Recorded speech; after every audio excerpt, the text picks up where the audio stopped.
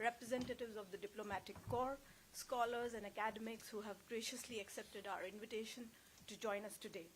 The program for the evening is as follows. We'll begin with the welcome remarks by Ambassador Vijay Thakur Singh, Director General, Indian Council of World Affairs. Thereafter, the special address would be delivered by Dr. Ausaf Sayeed, Secretary CPV and OIA, Ministry of External Affairs, Government of India. This would be followed by the panel discussion on the theme of celebrating diaspora in the era of Amrit Kaal. May I now request Ambassador Vijay Thakur Singh, Director General, Indian Council of World Affairs, to kindly make her welcome remarks.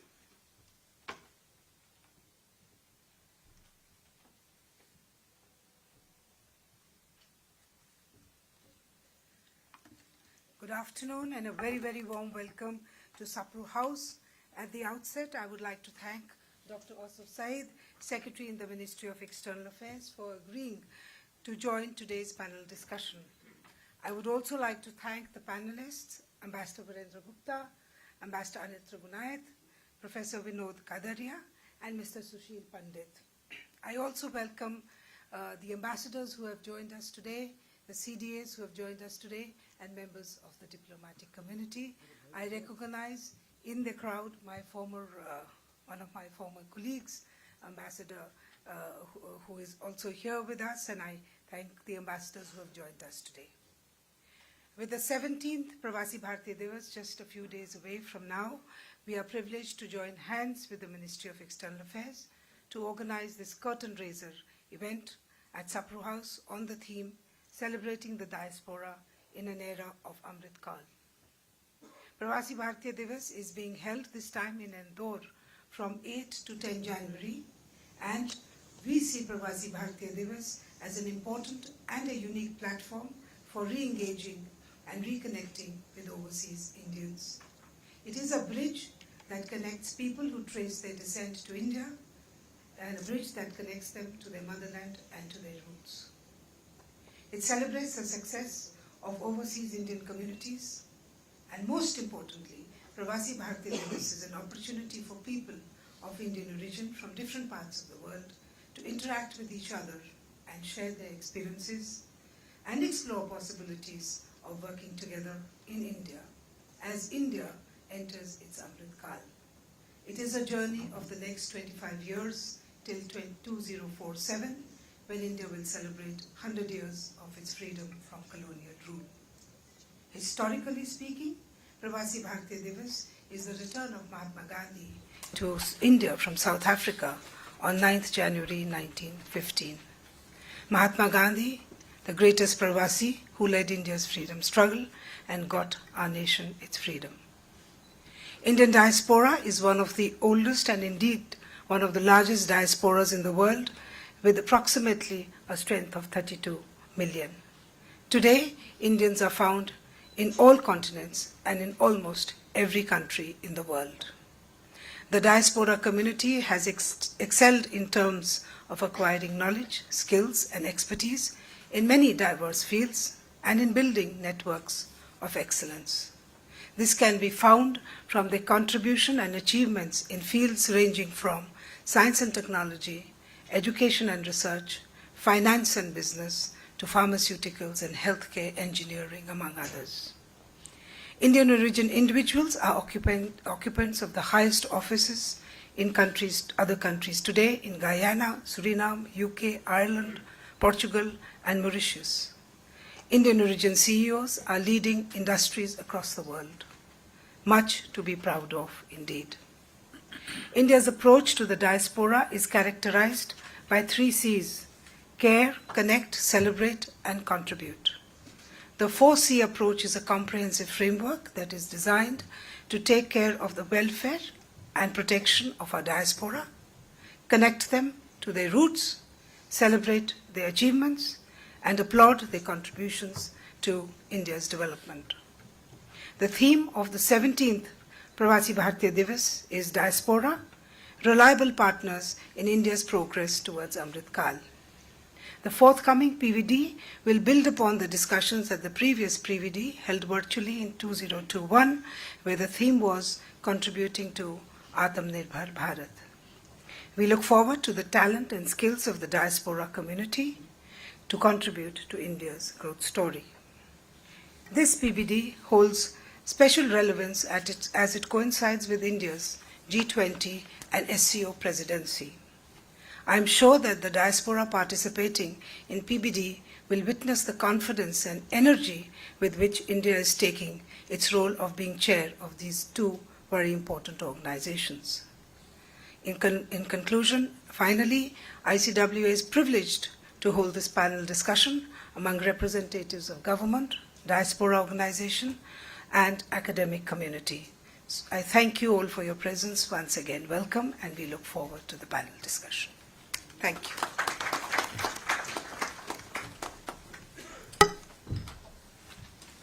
Thank you, ma'am. May I now invite Dr. Ausaf Sayeed, Secretary, CPV and OIA, Ministry of External Affairs, Government of India, to deliver his special address.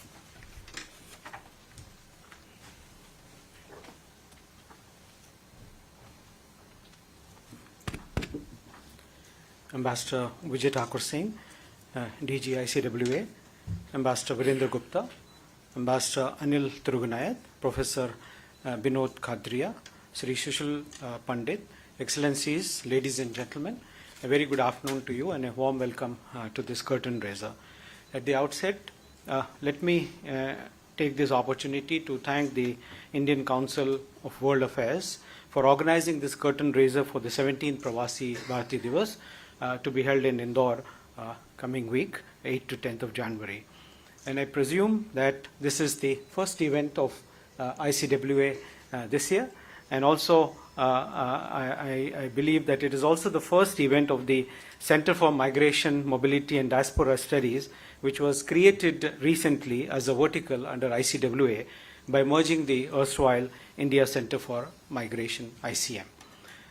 Since its inception in 2003, the PBD has grown into a very important forum for connecting with the diaspora, our Indian community, which is spread in different parts of the world, and especially this PBD is being held at a time when India has already celebrated 75 years, the Akam celebrations we have done, and also as we entered the Amrit Kaal, the next 25 years, leading to India at 2047, which is very important, and we feel that our efforts at this point of time, along with the diaspora, will dictate the transformation that the country would go through in terms of growth and prosperity.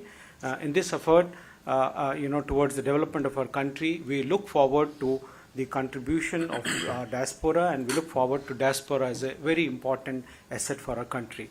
As many of you are aware, the Indian diaspora is perhaps the world's largest and oldest diaspora, and as was mentioned, the numbers are roughly in the range of 32 million, comprising of about 18.68 million persons of Indian origin, essentially those who have India connection but have acquired foreign nationality, and 13.45 million non-resident Indians, those holding the Indian passports, and of these 13.45, around 8.75 million are living and working in the Gulf countries.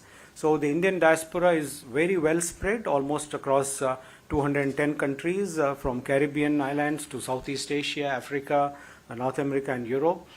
In Seychelles, where I was once posted, the Indians are one of the first settlers in that country. So with the passage of time, the diaspora has emerged as a very dynamic and powerful entity, recognized globally for their skill, hard work, law-abiding nature, tenacity, and also, for their contribution in different fields, and also a very important constituent. The diaspora is an important constituent for India's soft power and immensely contributing, to promoting Indian traditional knowledge and heritage and cultural ethos worldwide, wherever they are.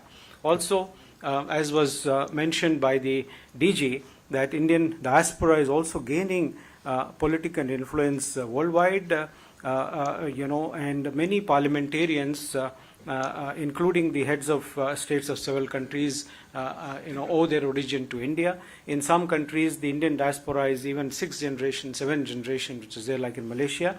An estimated 140 sitting members of parliament and mayors are there in over 20 countries belonging to the Indian origin. There are at least 7 countries which have presidents or prime ministers of Indian ancestry. For example, UK, Ireland, Portugal, Mauritius, Guyana, Suriname, and Seychelles. So this fits in well with India's growing prominence in the global affairs and could also be the key in advancing India's ties with these countries and as well as with other countries wherever diaspora is there. So it is the diaspora, we believe it is instrumental in propelling our country's growth. This has been done in various ways. One, in promoting trade and investments, in technology transfer, the remittances, for instance, and the social capital, strategic support, cultural diplomacy, education. So many things, are there in which the diaspora has been playing a direct or an indirect role. Just to give you an example of remittances alone, even during the peak of pandemic, when we talk about financial year 2021, in India was the World Bank has described India as the highest recipient of remittances, with about US $87 billion coming in that financial year, indicating the resilience of not only the monetary flows but also the Indian origin people. And in most places where the diaspora settle, in terms of the immigrant groups, the Indian immigrant groups are relatively well settled and more financially and educationally sound. So of these remittances, another significant thing which has come up is that the working class alone contributed to about 54.42 billion of the total remittances. This again goes to the importance of the working class within the diaspora. So, our diaspora is both, as I mentioned, low-skill occupations as well as, with those with high intellectual capital and leadership capabilities, and together, they are contributing in a meaningful manner. We regard the diaspora as a living bridge, which is strengthening its bond between our country and the countries where they are living. So it's a very important element of our foreign policy. You would have also noticed that wherever the top leaders from India, whether it is the Prime Minister or it is the External Affairs Ministers or other ministers go abroad to visit any country, they make it a point that there is invariably a diaspora engagement, so that there is a learning process. It's a two-way communication. Again, it was mentioned that we engage the diaspora in terms of 4 C's, which was care, connect, celebrate, and contribute. So coming to one of the 4 C's, which is the celebrate. This brings me to the topic at hand today is the Pravasi Bharatiya Divas, the forthcoming one, which is being held every 2 years since 2017, when it was decided that it will be done every alternate year. And then again, another important element of the Pravasi Bharatiya Divas is the conferment of the Pravasi Bharatiya Samman Awards, which is the highest awards which are given to the diaspora communities. So it is in fact not only just a celebration of our ties with the overseas Indians, but a manifestation of our will to remain connected with the diaspora, because I feel that the PBD is an event which is perhaps the unique event, one of its kind anywhere where the countries are engaging so closely with the diaspora, and also it is universally acknowledged in different international forums that India has been very uniquely attached to the diaspora, using various ways, technology and old heritage and many other things. So this is an opportunity for the diaspora as well as for the various stakeholders in government to engage with each other, learn from various processes which have been in place, for the deliverance of services, to engage with the diaspora. Over the period last 1 decade or so, many things which you see, the OCI cards, the e-migrate, the e-sanad, the Madad portal, many things which have been implemented are also a result of these kinds of discussions and the suggestions which have come about in these kinds of discussions with the diaspora. So the coming diaspora, the 17th Pravasi Bharatiya Divas, which is going to be organized with Madhya Pradesh as the partner state in Indore. Indore, as you know, is regarded as the cleanest city in India for the 6 successive years. So it's going to be a good experience for those who are coming from different parts of the world. And this will also be the first PBD convention in the post-pandemic period, the first physical format after a gap of 4 years. And this will also be the first convention in the Amrit Kaal. So it has a lot of significance which is there. And we believe that our as our nation marches towards the goal of making India as a developed nation by 2047, our diaspora will play a very important role in the national development agenda. That's why the theme of this PBD is very aptly chosen, that is the Diaspora Reliable Partners for India's Progress in Amrit Kaal. So we intend to deliberate upon new ways to encourage further participation of the diaspora that will provide added momentum to India's growth story, especially in view of emerging changes happening globally, and again in view of the technological innovations which are happening, widespread use of artificial intelligence, working from home becoming a norm, gender mainstreaming becoming again an important dimension, transition to renewable energy and climate change concerns and how it is impacting the global migration and mobility, and all the demographic shifts that are taking place, which also brings us to our own demographic dividend, which we believe India has an advantage. All these are important factors, which decide, the engagement of the diaspora and the mainstreaming of our national development. In this PBD, we have also, having 5 key plenary sessions on the themes of youth, healthcare, soft power, Indian workforce and women. 4 of these sessions would be headed by cabinet ministers, and the panelists are also drawn from different walks of life. This is also perhaps the first time that each of the panels are headed by a cabinet minister. And not only cabinet ministers from India, many sessions are also, the participants are the ministers from other countries. We have ministerial delegations from Malaysia, Mauritius, Panama, and besides, of course, you may have read that 2 heads of states are coming, the Mr. Chandra Prasad Santokhi, the President of the Republic of Suriname, and then the Dr. Muhammad Irfan Ali, the President of Cooperative Republic of Guyana, who is the chief guest. And besides, we also have for the youth PBD, it's a important element. We begin with the youth PBD. We have Ms. Zenita Mascarenas, Member of Parliament from Australia, who is there. So like that, we have several, key ministers who are participating in these key sessions. And as was also mentioned, since India has started, has assumed the G20 presidency and started having meetings of G20 throughout the country. In fact, we are going to have more than 200 meetings in almost 56, 57 different cities across India. So there would also be a branding of G20 and the details of the G20 presidency. We have invited the G20 Sherpa and the G20 coordinator to also make a presentation about this. There will also be showcasing of Madhya Pradesh as a state. Madhya Pradesh state would also be making presentations on several sectors like textiles, garments, IT, IT-enabled services, healthcare, pharma, and so on and so forth. And the PBD would also be followed by the Global Investment Summit in Madhya Pradesh. So it's all going to be a very engaging, week, the coming week. We have received overwhelming response from the diaspora, including the youth, as I mentioned. So far, as we speak, we have received 3,500 registrations from 66 different countries. We run a program called the Know India program, particularly focusing on the diaspora youth below the age of 35. So we have 2 batches, the 63rd and 64th batch of the Know India program. So 80 participants, young people from different countries would be joining the PBD celebrations. So far under this program, we have covered about 2,200 youth from different parts of the world.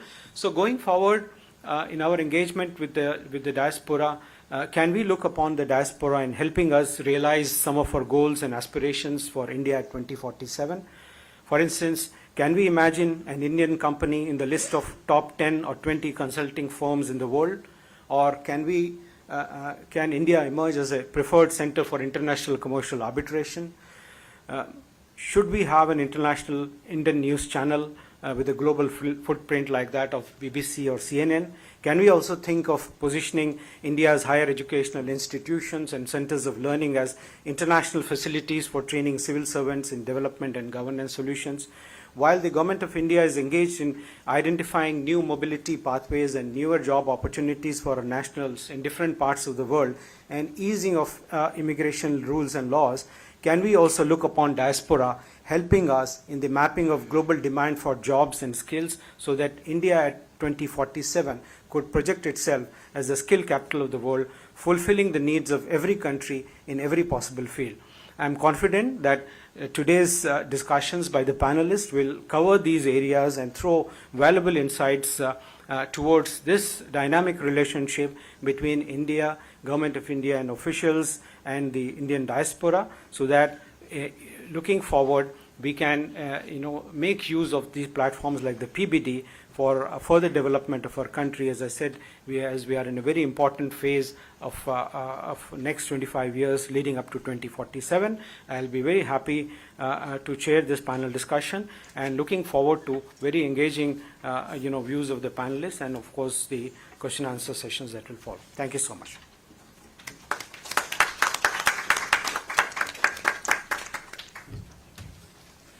Thank you, sir, for your comprehensive remarks. May I now request you to chair the panel discussion for the day? Thank you.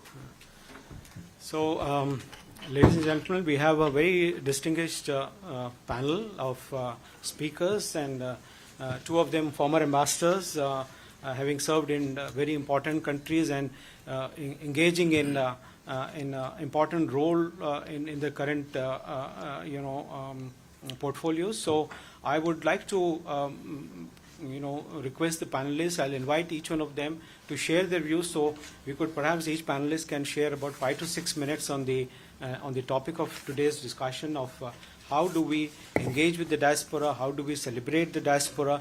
As I mentioned, as India is moving in a very crucial phase of moving from Akam to Amrit Kaal. So to set the tone for today's discussion, I would like to first invite Ambassador Virendra Gupta, who is the president of Antar, Sahayog, Parishad, a very important organization dealing with the diaspora, to share his views. Sir. Thank you very much. Ambassador Ausaf Sayeed, the chair of the panel discussion, Ambassador Vijay, Thakur, Singh, my fellow panelists, distinguished ladies and gentlemen, and I'd particularly like to welcome the young people. I see so many students and young people in the audience. Welcome to all of you. I think you all know the broad composition of the Indian diaspora. There are essentially three particular sections of the diaspora. And the reason why I bring it to you is that sometimes some of our commentators tend to create hierarchies.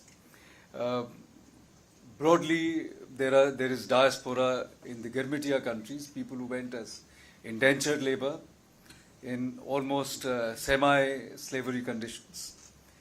Then there are people who are working in the Gulf.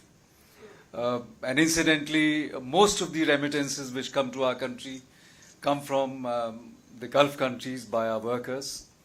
And then, of course, you have the dollar diaspora, the diaspora which is in America and other Western countries.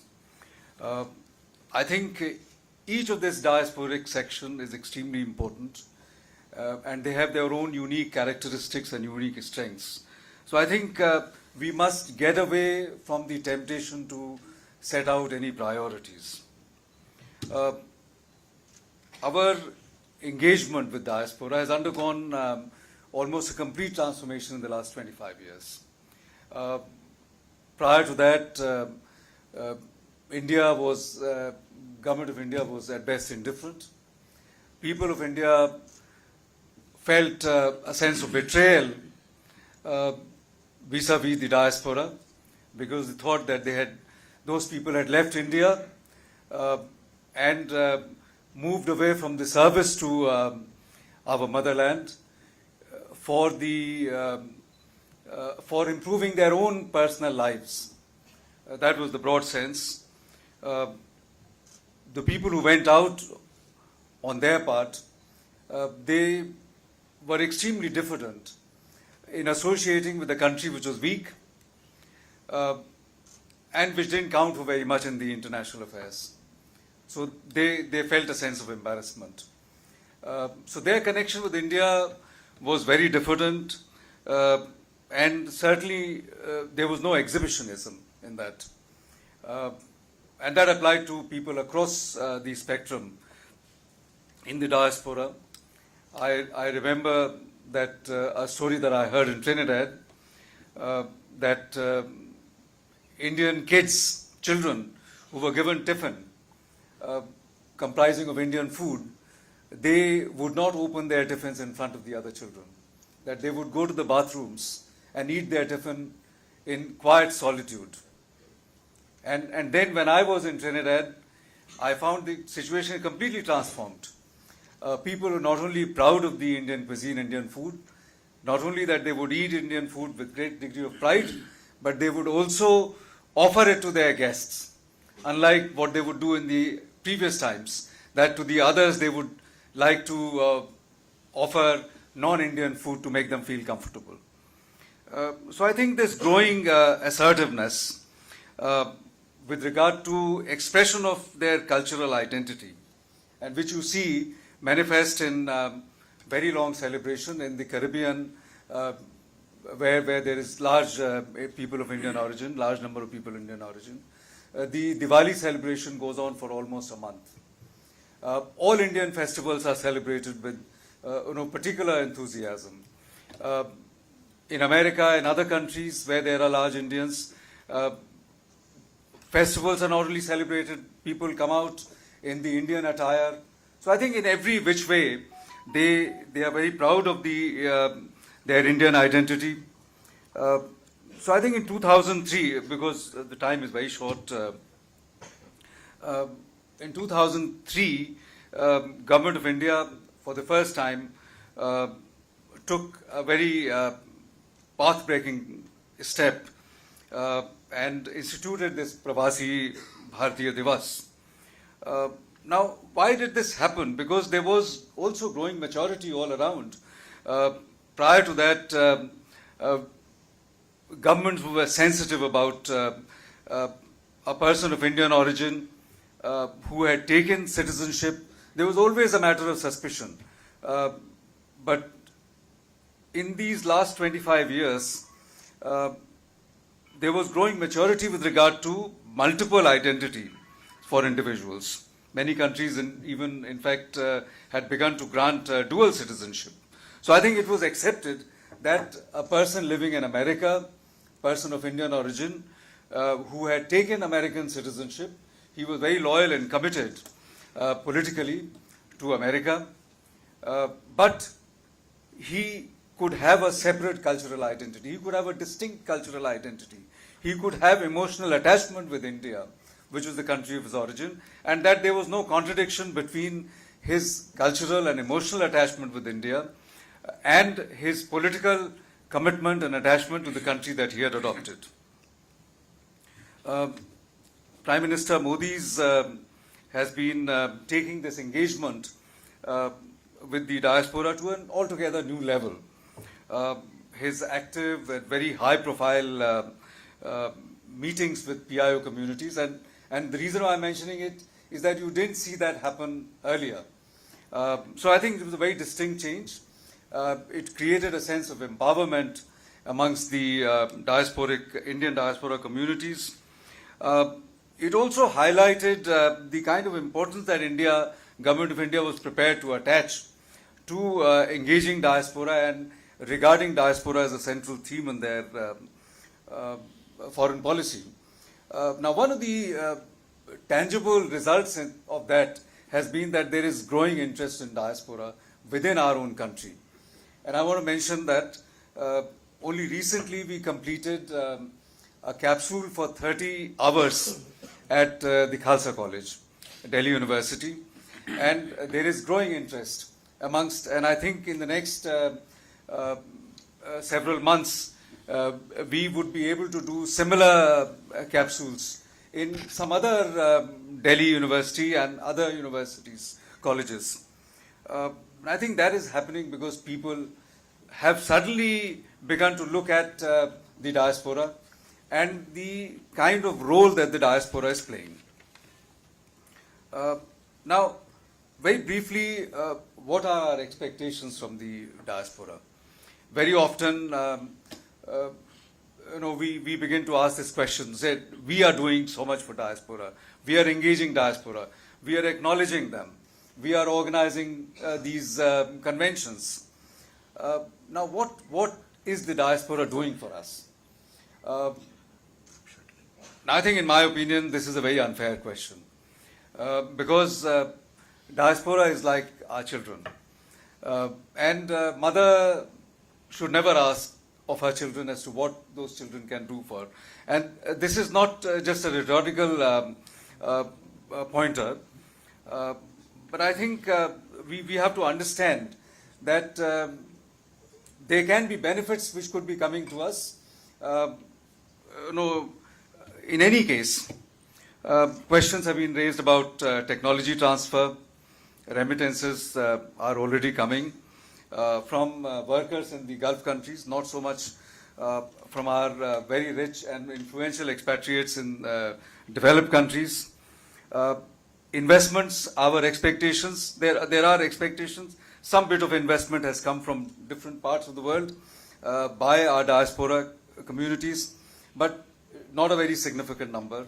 Technology transfer has also not happened in very significant quantities because technology transfer doesn't happen for love or emotional attachment. Technology transfer happens because of commercial considerations. I think the important point to note is that we have the presence of Indian CEOs in very many large organizations, and they can influence the working of their organizations in setting up facilities in India. Certain facilities which have to be set up in developing countries because of economic considerations, and I think many of these facilities can come to India because we can provide the requisite facilities. Political advocacy, that's become very important because Indian communities overseas have grown in confidence. They have felt a sense of empowerment, they have felt a sense of involvement by the doings of our government. So I think we can reasonably expect that they will be undertaking advocacy on behalf of us, and I think which is happening, and we attach a great degree of value to it. Soft power projection is another very, very important factor. I think the role of diaspora has to be recognized in promoting our soft power. We have a few cultural centers. ICCR runs those cultural centers. But those cultural centers achieve only a minuscule amount of effort in terms of propagating and projecting Indian culture. Multiple times more than 100 times, 1,000 times more than that is being undertaken by various PIO communities across the world. Thousands and hundreds of institutions where Indian dance and music is taught in very large diaspora countries where large diasporic communities are there. Languages teaching. Compared to what we do in the cultural centers, our PIO communities are doing a lot more work. So I think what needs to be done, and I'll close very briefly in 2 minutes, that the government has already advanced our engagement, and not just advanced in quantitative terms, but in qualitative terms. Government recognizes the role of the diaspora and understands fully the future potential.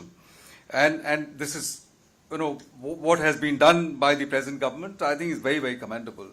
But looking at the potential, I think a lot more needs to be done, a lot more can be done, in my opinion. Firstly, the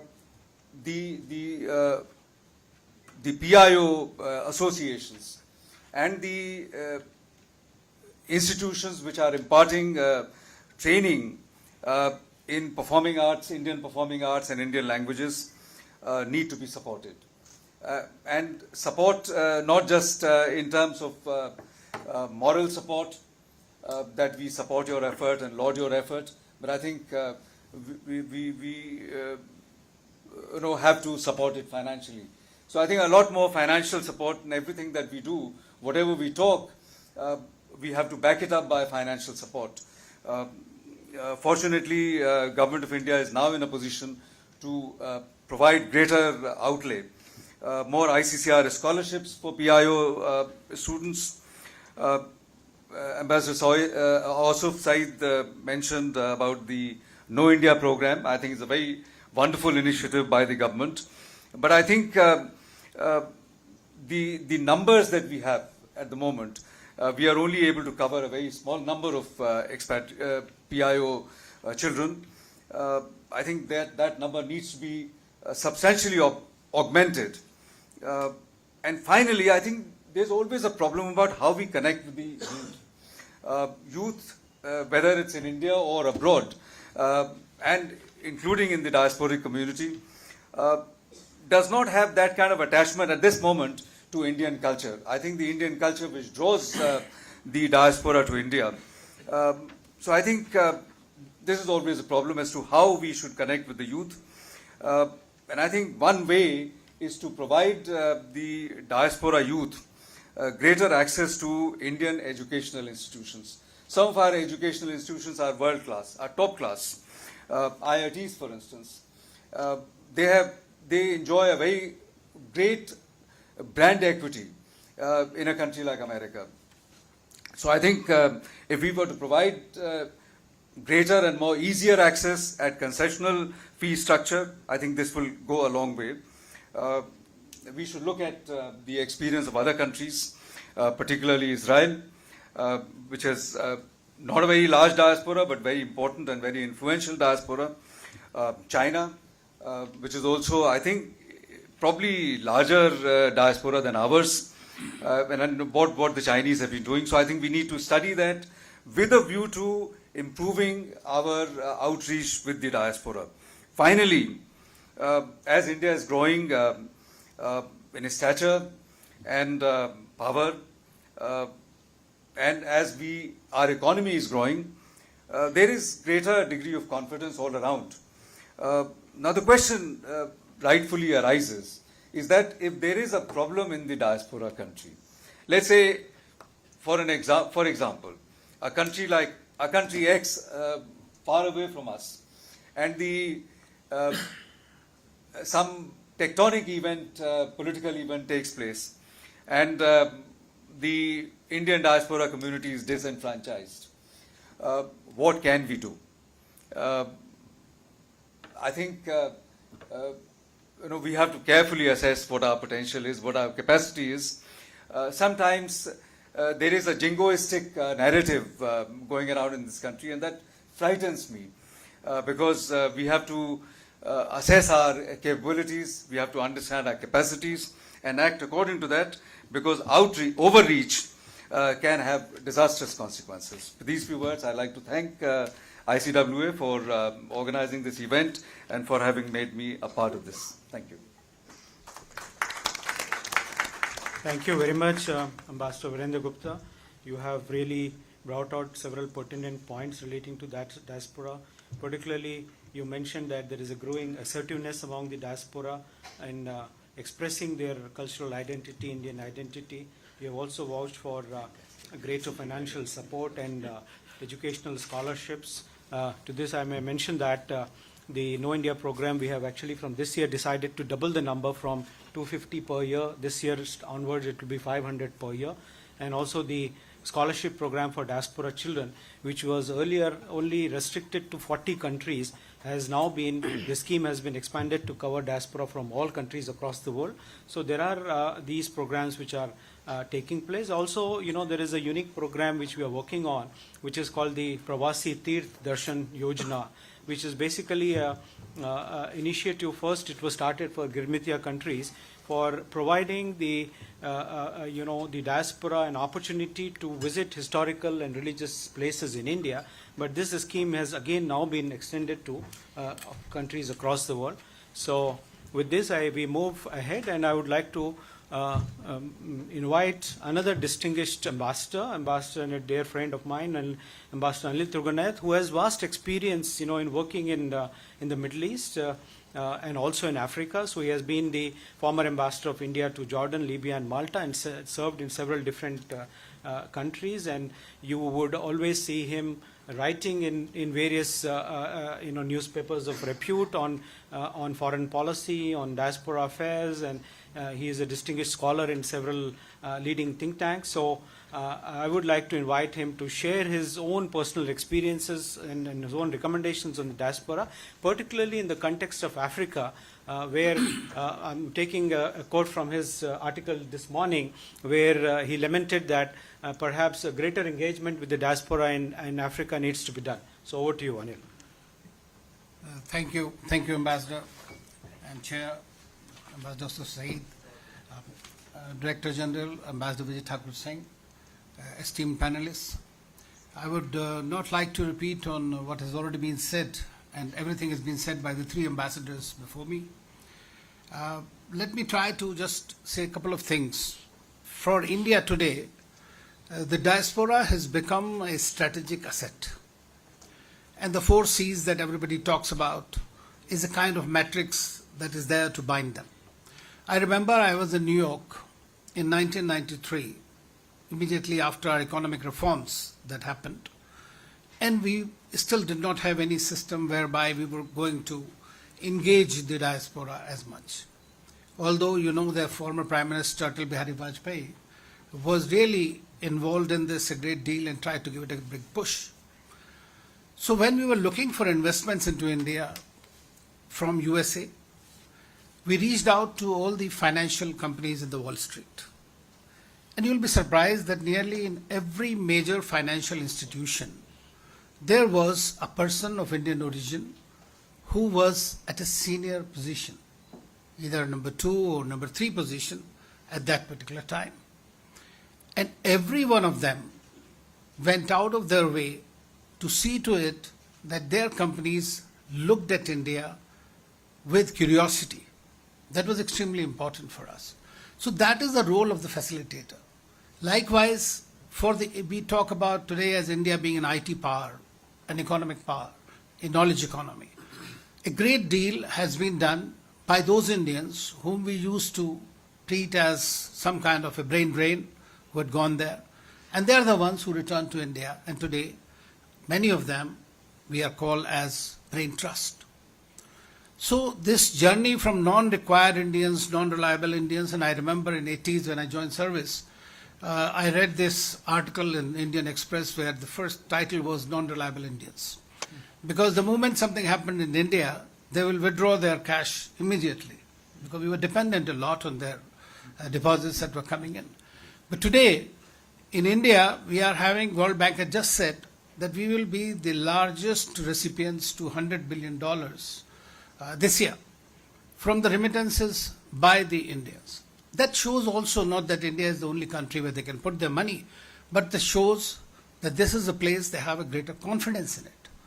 And for that, I give a great credit to our friends who have often been not treated very well in the Gulf countries, because most of them are blue-collar laborers.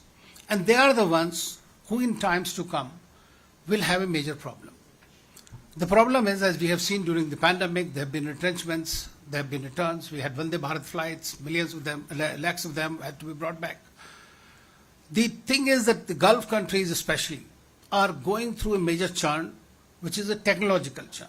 They are diversifying from their oil and gas wealth towards a different kind of an economy, which requires a great amount of, I would say, the skilling. And so therefore, we will have to reskill our people whom we are going to send them. In those countries, today, they are there very much. So we'll have to put that kind of an extra effort at home so that they are there. Philippines does it. Somehow, I would, Ambassador, correct me if I'm wrong, India does not have a policy of exporting its labor. Very often our ambassadors also considered it as since they are there, we need to look after them. And eventually when the PVDs became, a lot of things started happening. But there is no proactive involvement in sending people. You rightly mentioned that we'll have to use the PIOs, associations. We have to also use our missions to identify opportunities in those countries where the Indians with this kind of expertise could be used. So that is extremely important in my view. Secondly, one point that we need to remember, and that is that all the PIOs or associations or those who become in positions of power may not always be the right conduit to approach as far as access to other Indians are concerned. We have seen what happened, a comment from the British Interior Minister, from Home Secretary at one time, specifically outlining or identifying India in that sense. So that is something that can restrict the mobility for Indians. But I'm happy to note that we have signed some of these agreements, like only this week rather. The Minister has signed with Cyprus, with Austria, with several other countries. UK we have signed recently, and which has been pending for a very long time. So this is an important point to remember. One more thing I would like to say, and you asked about Africa, and I have spent nearly 1/3 of my career in Africa. You see, when I went to my first posting in Ivory Coast, there were just 30 families of Sindhis. And Sindhis not from India, but they came from Pakistan at the time. But they had their own temple, they had everything, and they were very prosperous. But then the one Indian who came, and he was a yoga teacher, and he started this one yoga center in that place. And you'll be surprised that nearly every person, president downwards, came to that yoga center. And that is the kind of soft power, that is the kind of heft that perhaps ambassadors like us look forward to, so that we can have an access and utilize them for advancing our national objectives. So that was something very important. I also remember in Nigeria, my days, there are about that time 30,000, today there are 50,000 Indians. The President Obasanjo, which I quoted today morning also again, used to always mention, and he said that I know India better than you do, so they are the ones who are actually promoting India far more.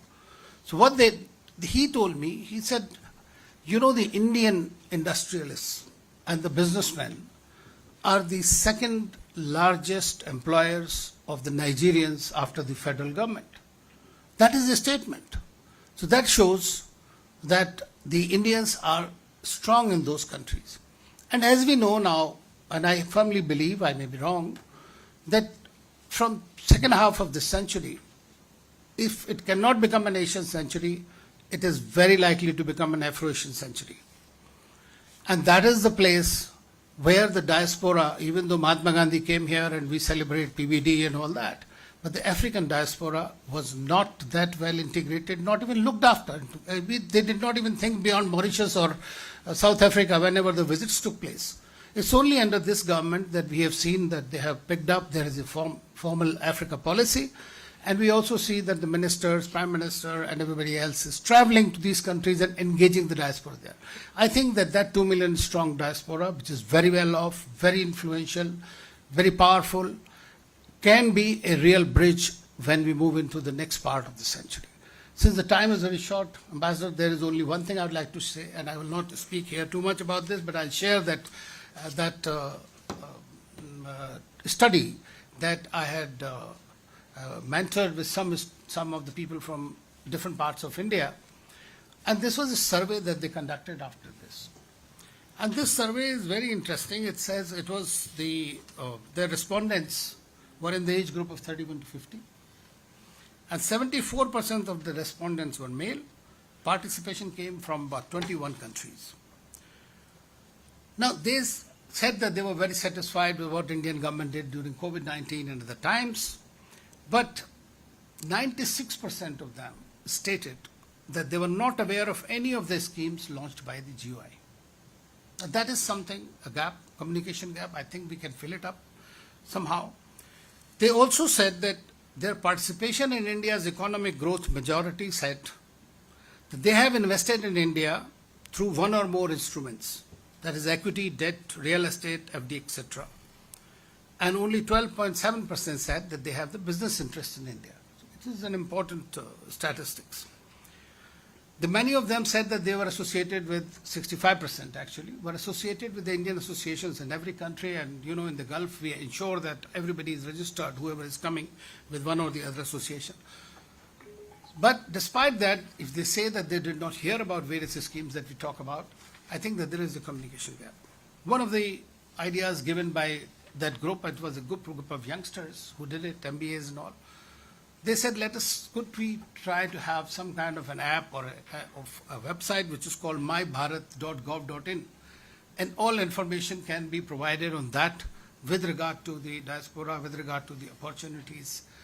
And if we had them, the Indian diaspora helping us in finance, getting all the financial institutions from the West into India, if we could have all the IT heft coming from the West to India, I think in the next 25 years, we need technology to that. And that's what Prime Minister had initiated, and he chaired that summit, virtual summit, Prabhas, and there is a Vajra faculty and all this.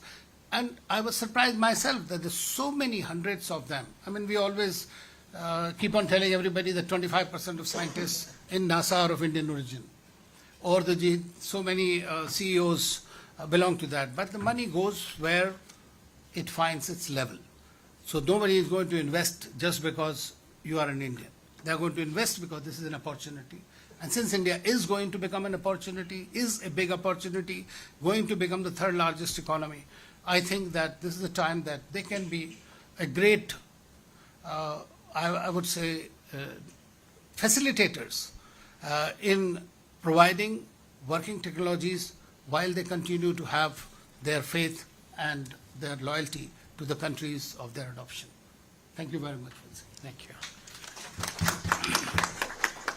Thank you very much, Ambassador Anil Trigunayat, for your very illuminating remarks. You highlighted on several key areas, but just to touch upon your emphasis on skilling and reskilling, and your comment that the Indian missions perhaps are reluctant in their support and they are not promoting. In this context, I would like to also mention to you that the current thinking is that the government of India would like to kind of simplify the immigration rules and also modify the role of the immigration officials from those of regulators to facilitators. So as you know that we have been, you mentioned about the Migration and Mobility Partnership Agreement recently signed with Cyprus and Austria. For those of you who may not be aware, India has started signing MMPAs with many countries, starting with Denmark in 2009. We did with France, UK, Portugal, and then there are countries like Germany, Greece, and Australia, where we are discussing. There are other countries too, which are there. We have basically identified around 30 to 40 countries where we would intend to do that. The whole idea is to identify newer mobility pathways and newer job destinations for our people, because we feel that the traditional markets like GCC are becoming saturated and more competitive. So there is this thing, and of course there are countries in Europe and countries like in Southeast Asia, like Japan and China. They are aging, and we still have a competitive advantage in terms of our demographic dividend. So if we play well in the next 3 decades, I'm sure that we could find newer opportunities. Certainly, Ambassador Trigunayat, what he mentioned about the lack of awareness of the schemes is a problem. I think we really need to introspect and see whether ideas like a newer app dedicated to the Pravasis and the overseas Indians, because I very recently, a few months back, I had gone to my previous posting place, capital Riyadh, and I was addressing the Indian diaspora, and I was mentioning about a few schemes which we conduct, but many of the people do not seem to be fully aware. Even if they were aware, there were gaps in their information. So I think more needs to be done. And also, I think, as I mentioned in my remarks in the beginning, that we confer awards, PBSA, Pravasi Bharatiya Samman awards to people. So far, we have awarded 266 people, and this year 27. So we don't have a very regular mechanism at the federal government level to engage with all of them. What is done is that the missions engage with the Pravasis, but we have seen that they all belong to different fields, different faculties, many of them from educational field, scientific field. We saw this year that one of the awardees is an exceptional scientist in the semiconductors and other, advanced scientific studies. So I think there is need definitely for a better way of connecting and better way of advertising what it is to be done. So your suggestions will be well taken, and we'll certainly request you for the survey report so that we go into details of this and take corrective measures. So moving ahead in our conversation today on the subject, let me take the pleasure of inviting Professor Binod Khadria, professor retired from the Jawahar Nehru University. Professor Khadria, I would like to mention that one of our important links in the diaspora is the academics. We have several academicians who are abroad, and this is a very important link because whichever place you go to, people always remember their teachers. And I have seen it in the Middle East. I have seen it in other countries where I was posted. Somebody in our diplomatic community or people who we engage with always remember their Indian professors. So, and then Ambassador Virendra Gupta also mentioned about the renewed interest in the diaspora studies in various universities. So, with these perspectives, may I request you to share your thoughts.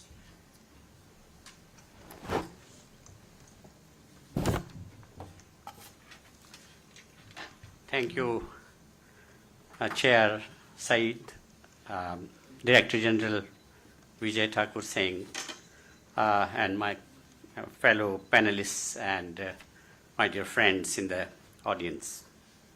It's a great opportunity to stand here and be counted when we are about to celebrate the Indian diaspora, the Pravasi Bharatiya Divas. Well, I am conscious that the time is short and there's a lot to say, but my task has been made easier by the previous insights that we have listened to. There is very little that I can perhaps add to what has already been said. However, let me begin by remembering the year before Mahatma Gandhi came to India. Why was that important? 1914. That was the year of the Komagata Maru. That's the year that Virendra Gupta mentioned about the Indian indentured labor getting the kind of treatments around the world. And that was the Japanese ship that sailed from Calcutta to Vancouver and could not dock because the Canadian government did not allow them to get down, and there were fatalities, and they had to come back to Calcutta. Now there is a memorial in Calcutta about that. We have to remember that. Having said that, I think we have come a long, long way. I'll call it coming full circle. And it has been mentioned, it started in 1977. That was the paradigm shift that began when from non-aligned movement compulsions, we moved on to opening up to the diaspora. The diaspora had great expectations from India when it becomes independent, but there were constraints of the non-aligned movement.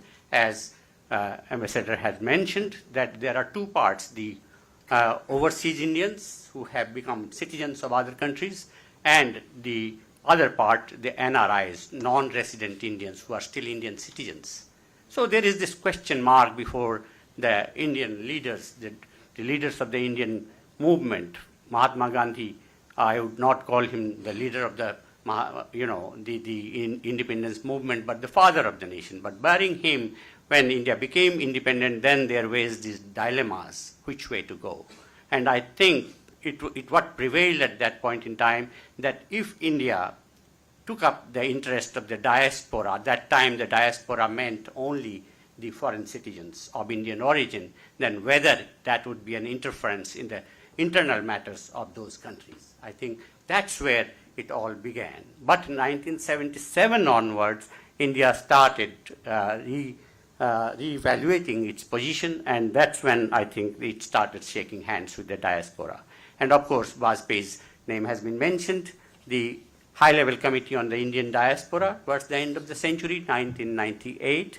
I had the privilege of being a member of the subcommittee, of that high-level committee, the Scientific Committee, Science and Technology Committee, and I think that's why the 2003, the report came out, and then 2003 first Diaspora, Pravasi Bharatiya Divas, was celebrated in Delhi, and I happened to be present there.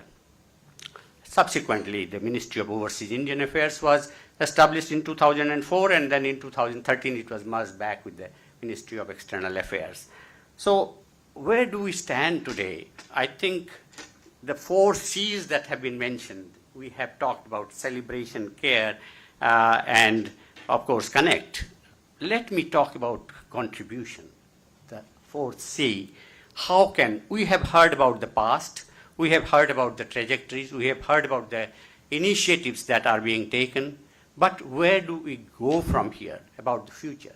What future lies ahead and what could be the contributions? I was speaking in way back before the high-level committee was even set up. In 1995, I was speaking before a group of Indian diaspora, the Assam Convention, 16th Assam Convention in 1995. Well, that was in Boston. I asked them, what is your coefficient of patriotism? And everybody, stood up and wanted to ask me, what do you mean by coefficient of patriotism? And stylistically, I said, well, let me explain in a very simple term. If you have an option of putting your money, your investment, somewhere in other country, say Brunei, for example, high interest rate, high return, 8% interest you get. In India, you get only 6%. But if you still opt to put it in India, that 2% differential is your coefficient of patriotism. And I think that caught with them. And that's why I think we need to think why the diaspora wants to contribute to India. And they have contributed, starting with Hargobind Khurana, who did not get a clerk's job in Punjab, in Chandigarh. And then he became the Nobel laureate in medicine. And today they have a Khurana auditorium in University of Wisconsin. And I had the privilege of giving a lecture there.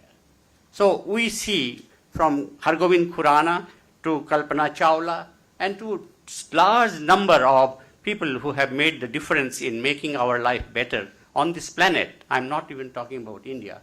I'm saying about planet. That I think the contribution of the Indian diaspora is innumerable. That I think we need to take into account. But shall we be content with that today? Because today we are living in a globalized world and we need to think about what role can India play. I think it is an opportune moment for another paradigm shift that India happens to be the president of the G20 for 1 year, 2023. We are already here. It has taken over from Indonesia. And then, of course, it has its own position in the Security Council. And that's where I think we need to play that role of being a leader. Now, what is happening in the field of diaspora and international migration? We see Kofi Annan.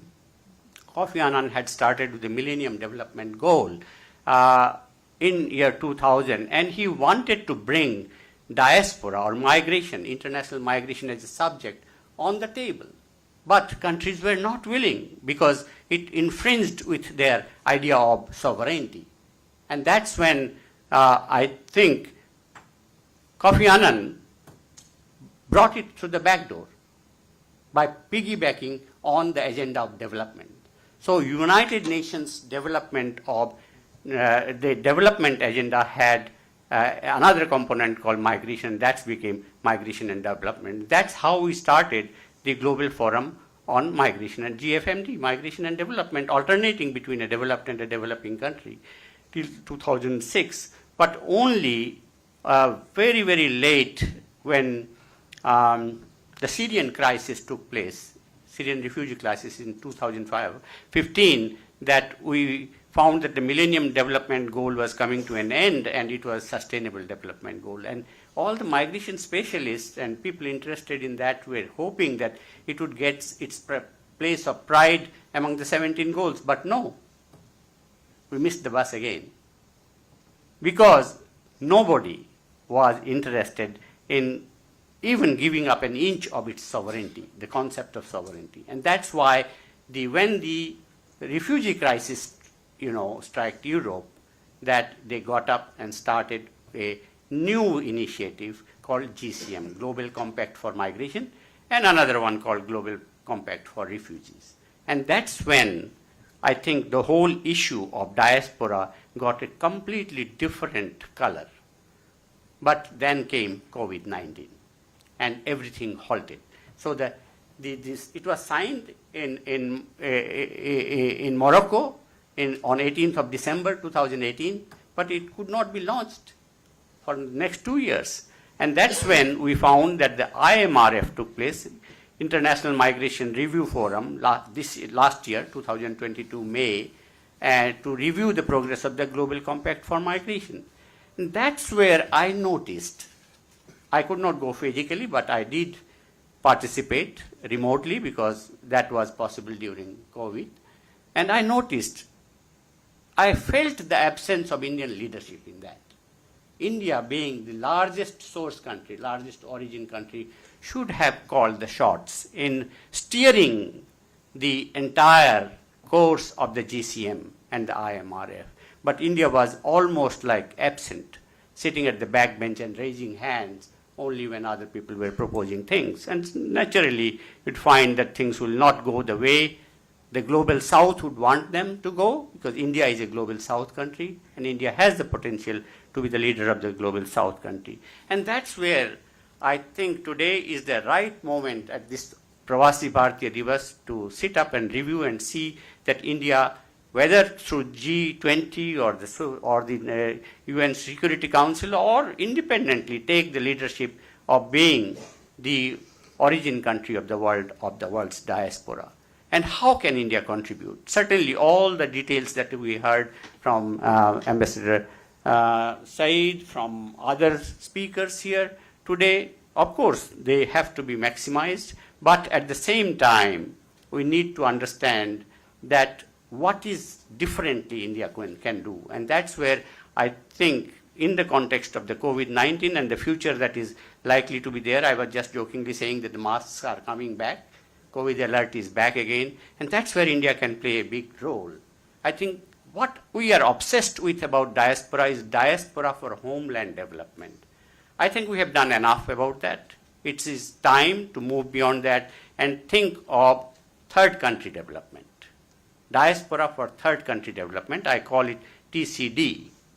And that is possible because I have seen Indian doctors, Indian nurses going to Africa, sir, you have mentioned about Africa, and spending 3 months, 5 months and so on, grassroots level development, fighting infectious diseases and so on, all alone, not accompanied by families or friends. And that, I think, is a lesson that we can learn from. We can create such a force. We have UN peacekeeping force. I have also written that we should also think about UN health keeping force. And I think that's where the hint lies, what we can broach at the Pravasi Bharatiya Divas that is coming up. Thank you very much. Thank you very much, Professor Vinod Khadria. You have traced out the history of diaspora and migration and the global engagement on migration issues. Just to also mention that at the global level, India has been a very active participant in several international platforms, starting from the Colombo process in 2003 to Abu Dhabi Dialogue in 2008, and of course the Global Forum on Migration Development, GCM. Most recently, I participated in the first Global Diaspora Summit in Ireland in April 2022, and the Minister of State, Shri V. Muralidharan, participated in the International Migration Review Forum. But you're correct that there are many other areas in which India, being one of the largest diaspora countries, can play a very, very proactive role. Of course, we do have the India-EU Common Agenda on Migration. We need to strengthen these partnerships globally, with entities such as IOM, ILO, and many other things. So your suggestions are very, very well taken.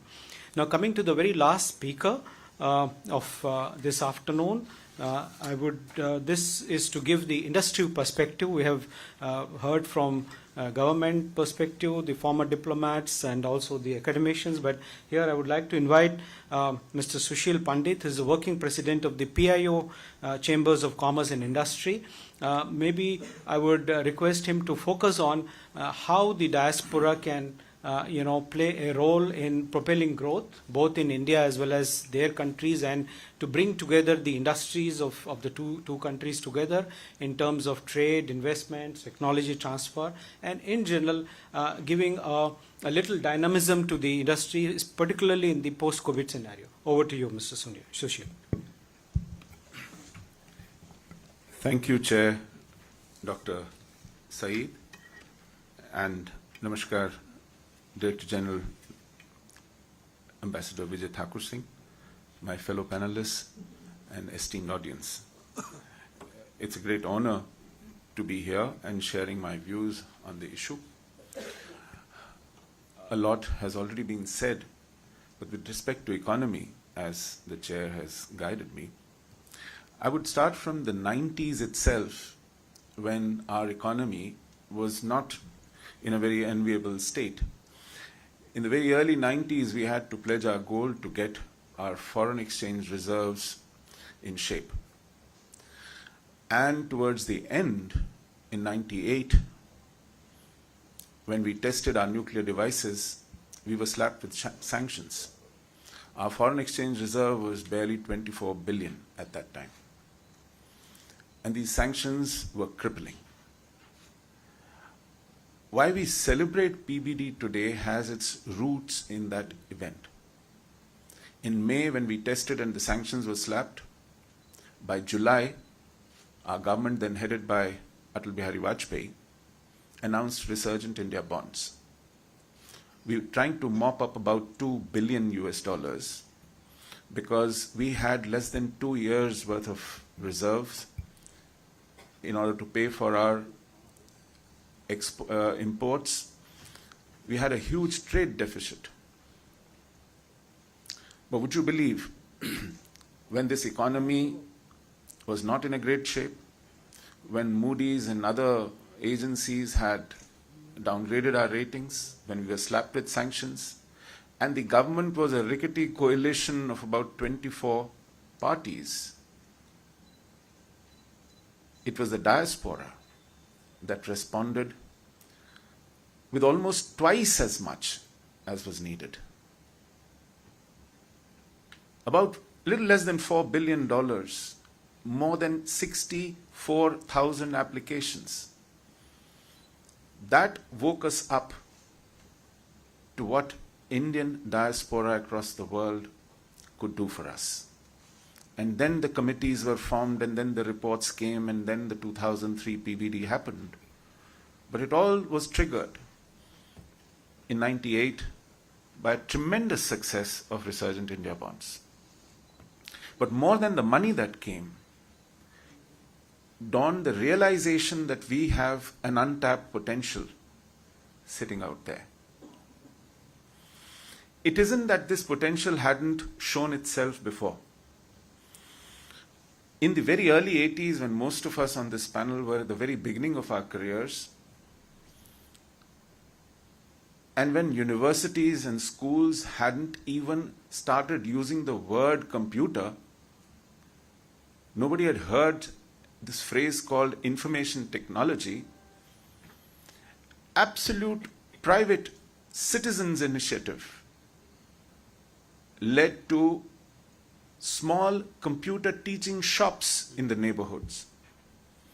They started offering diplomas to those who had just graduated or just come out of schools. And today, if we are reaping the benefit of an IT revolution, and this is nothing short of a revolution, I must share with you, I alternate between Delhi and London. Even small IT firms and I know of one of them from Scandinavia that operates in London, which has only 8 IT professionals. 6 of them are Indians. Other 2, one is Sri Lankan and the 8th is Nepalese, and both have studied in India. And that is the total IT force of a Scandinavian company operating in London.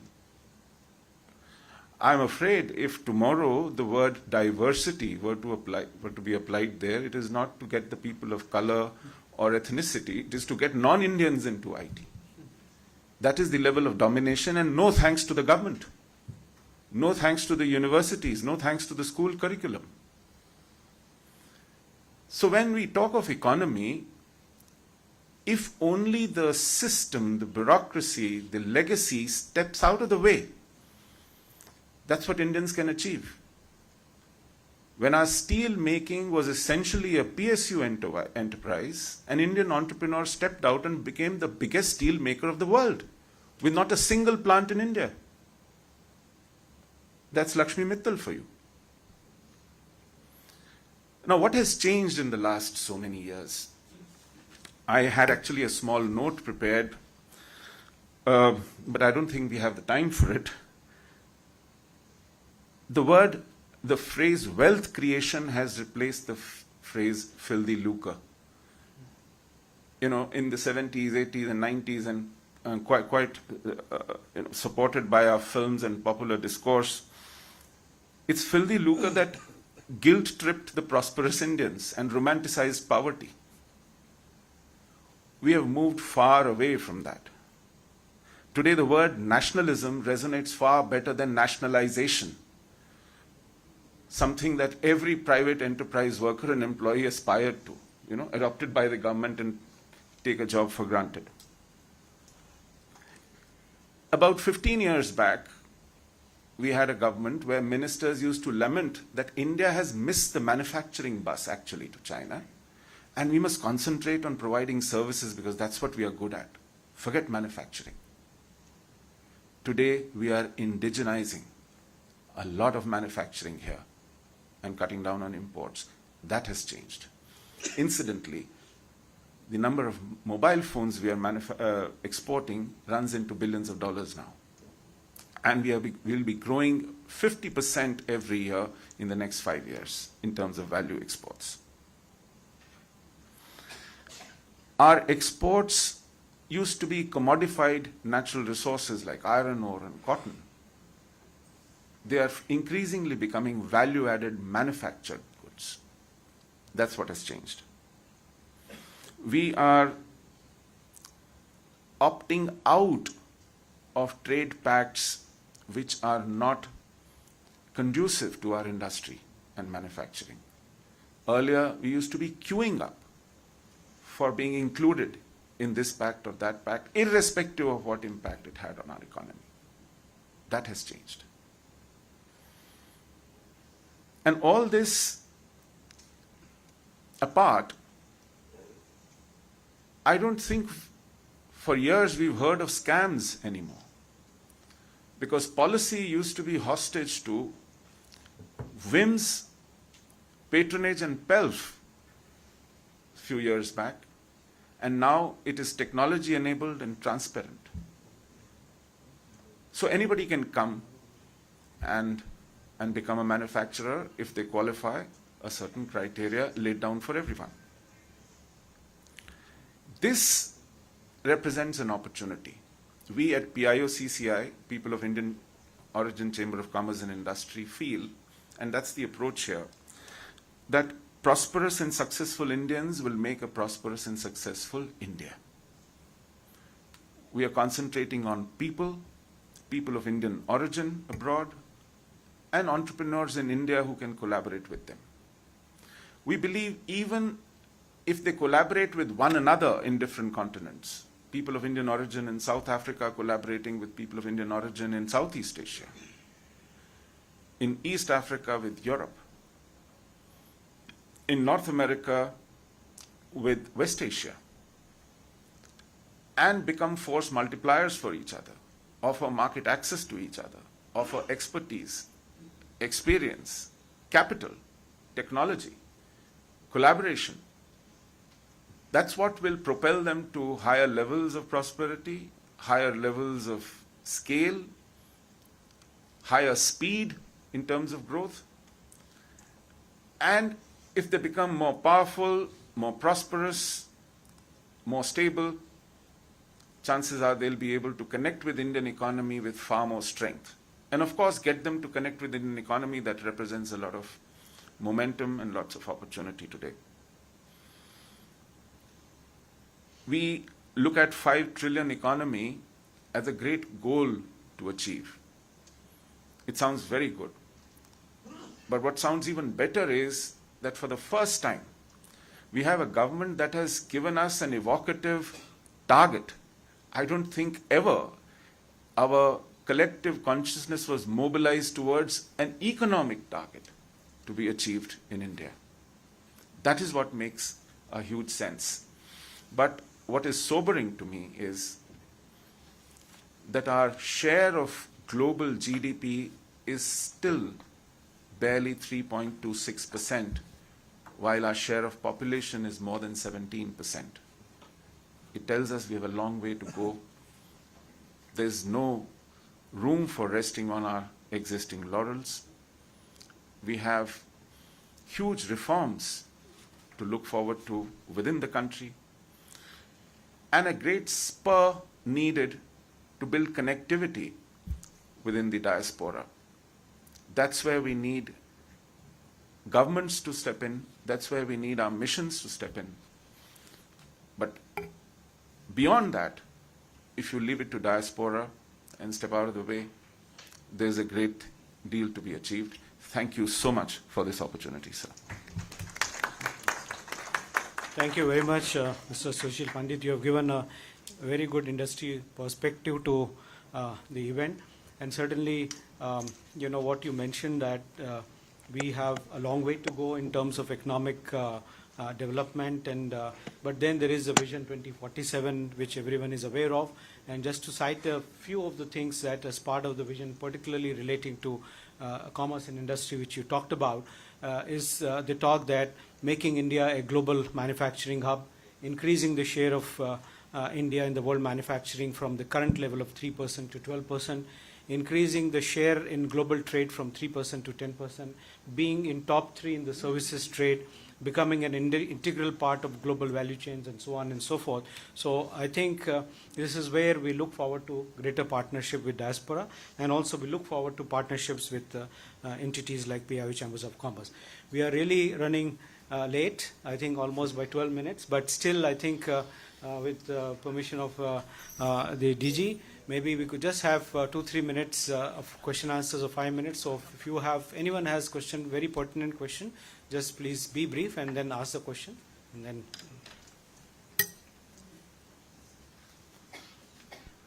yes, please.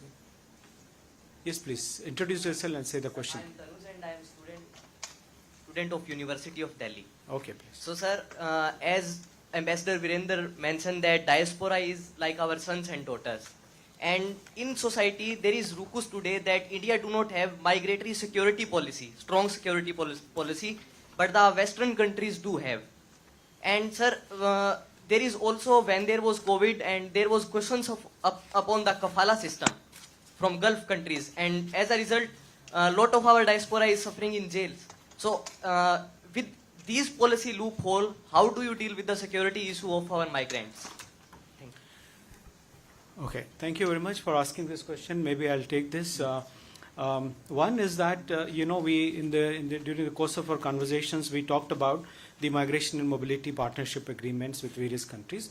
But then you specifically asked about Gulf with all the GCC countries and some other countries like Jordan and other ECR countries. We do have manpower agreements. We also have domestic workers agreements. Then with European countries, we also have social security agreements, with almost 20 countries. So these are the mechanisms which are which safeguard, the interest of the Indian workforce abroad. Having said that, and having served widely in the Middle Eastern countries, I would like to mention to you that most of the Gulf countries themselves have now come up with new labor laws, which are very, very transparent, which takes care of the both the, of course, the interest of the workforce, as well as bringing about transparency into the thing. The kafala system, as you talk about, I think it is more or less the thing of the past. There is no kafala system as such in many countries. For example, in Saudi Arabia, you could change the sponsorship, online. There is no need of permission even from your company to travel and all that. So things are getting improved. One of the things which we are trying to do is that we have an e-migrate system. So we are integrating this e-migrate system with 13 POE offices within India. Another important thing what we are trying to do is that link up this e-migrate platform with countries, countries, manpower, major manpower importing countries such as the GCC countries and others.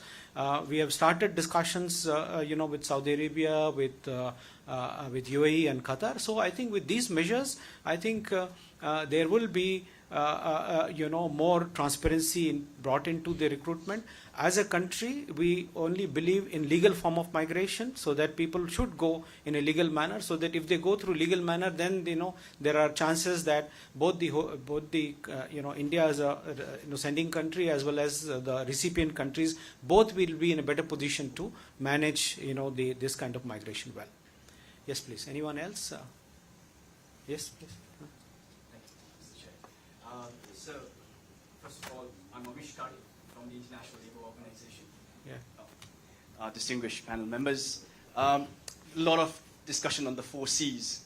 I just wanted to highlight on the 3 S's that was mentioned by our Honourable State Minister at the IMRF actually last year in 2022. And the 3 S's were on safe, secure and skilled migration. Again, it's a strong focus that the government of India has taken on this issue. Of course, as you mentioned, sir, also about how India wishes to be the skills capital of the world, and we're looking at skilled migration. How can you really ensure that, making that migration process safe and secure? I think as UN agencies, we obviously work with the government of India. We have the tools, the guidance, the mechanisms that we can really make this process of labor mobility really safe and secure. And as Dr. Khadria said, I think India can take that leadership in really showcasing how we can really protect our migrants before leaving the country. Just a reflection, sir, not a question. Thank you. I think we are already working very closely with your organization and similar organizations, and will continue to do so. As I emphasize that as a country, we only focus on a safe and secure and legal way of migration. There was someone here. Okay. Yes, ma'am. Yeah. Thank you, sir. I'm Dr. Stuti Banerjee. I'm a senior fellow here at the Council. My question is related to Latin America and the Caribbean. It was rightly pointed out by Ambassador Gupta that the Caribbean has a huge diaspora which is in a position of power, not just politically, but also economically. And in Latin America, largely, we have a diaspora, not in huge numbers, but they're very engaged in the business communities there. So I wanted to know, how do we engage with this diaspora? Because it does not really come into popular imagination. The American diaspora does, the one that is in Europe does, and the one in West Asia does. So how do we connect to the Latin America and the Caribbean diaspora, and as Mr. Pandit said, make them as force multipliers for our engagement with them? Thank you. Would you like to take? Okay. Yeah. One thing, I mean, your Ambassador Virendra Gupta was correct that, of course, we should not make a distinction between diaspora and diaspora. There has been, in the past, people used to look, okay, there are certain privileged diaspora, there is somebody else not so privileged. That's what was alluded to. But I must tell you that if you simply look at the list of the, Pravasi Saman awardees this year, out of the 27, you will see that our idea is just one award for one country, so that there are no, disproportionate, representation from this. So basically, you see out of 27, 26 are one award to one country. Now, if you look at the 2 chief guests, in this thing, one the president of Guyana, another the president of Suriname.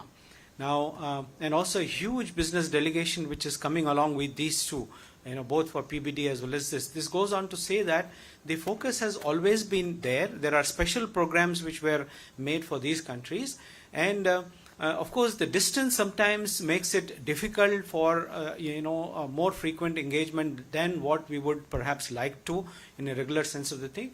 But nevertheless, distance has not kind of kept us away from engaging with diaspora in the Latin American and Caribbean countries. We have very strong ties individually with each of these countries, and we really appreciate the contribution which the diaspora is being done. Our thought process now is to kind of have some sort of alumni where we engage with the the key people based on the geography, based on the field of specialization. And I think once we start thinking in these ways, I think it will be in a more focused manner that we will be able to engage with particularly the diaspora in the Caribbean countries, which are a very, very important element of our overall diaspora, because some of these diaspora, they, as I said in the beginning, they go for several generations, not just a recent one, but going back to several generations. Can I add? Yes, please. Ambassador Gupta, please. You see, in the Caribbean, there are 3 countries, Guyana, Trinidad and Suriname. These are amongst 5 countries in the world where the Indian diaspora constitutes roughly 50% of the country's population.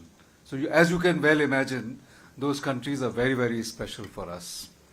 And it takes courage to articulate that point of view, because theoretically, the diaspora members are foreigners, and therefore there should not be any special dispensation, that we should treat all countries alike. But that hasn't happened, and that, I think, says a lot about how the Government of India's policies towards the diaspora have completely transformed. Now, if you look at the level of engagement that Government of India maintains in terms of high-level visits, in terms of the size of our diplomatic missions, in terms of location of cultural centers, and so many other factors, you will find that there is a considerable engagement with those countries. Now, insofar as other Latin American countries, except for some of the countries where we have a lot of government-level engagement, I think this point I must mention, that in the last 10-15 years, our diplomatic missions, wherever they are, there was a time when I joined the diplomatic service in 77, I was told by my ambassador that there were certain priorities for me. Diaspora was at the bottom of my priority. In fact, no priority at all. And from that, we have come a complete turnaround. Today, most of the missions attach the highest priority in terms of engaging the diaspora. So I think that fills the void.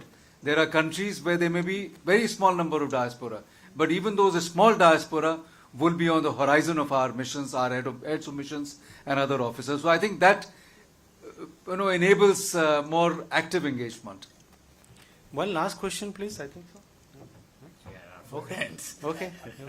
Sorry that we couldn't take more because I think we are running short of time. But we can take one last question, and then some of the things can be over a cup of tea. We can maybe discuss. Yes. Yes. Thank you very much, Dr. Saad. I've had the opportunity to hear you several times, and having been a practitioner of migration at the policy level as well as operational, spanning 4 regions: Africa, Middle East, South Asia, I feel that India can, and I have no doubts of the progress India has made. One has witnessed it sitting in international meetings, sitting in regional meetings like the Colombo process and the Abu Dhabi dialogue. But what I feel is really much needed now, and this takes us to the whole issue of having a comprehensive migration policy. This has been talked about in several meetings, and I think that's where India should also really look at it more seriously. And the other aspect is that India is a country which has the highest amount of internal migrants. And this also, when we talk of sustainable development goals, and migration is very much there, what I feel, having been a practitioner all these years, that we've got to build a continuum. We've got to look at internal as well as international migration. There are lots of linkages there. So, comprehensive policy is what we're looking for. Thank you, ma'am. Thank you very much. Thank you so much. Thank you very much, all of you, for participation. So I'll pass on to Surbi. Excellencies, esteemed guests, ladies and gentlemen, on behalf of the Indian Council of World Affairs, I express our gratitude to Dr. Ausaf Sayeed, Secretary CPV and OIA, for finding time from his busy schedule to not only give the special address, but also chairing today's panel discussion. We are also thankful to all the distinguished panelists who have helped drive such enriching conversation today. We also express our sincere gratitude to members of the audience for their interesting observations and comments. Thank you. May I now request all of you to join us for tea in the foyer. Thank you.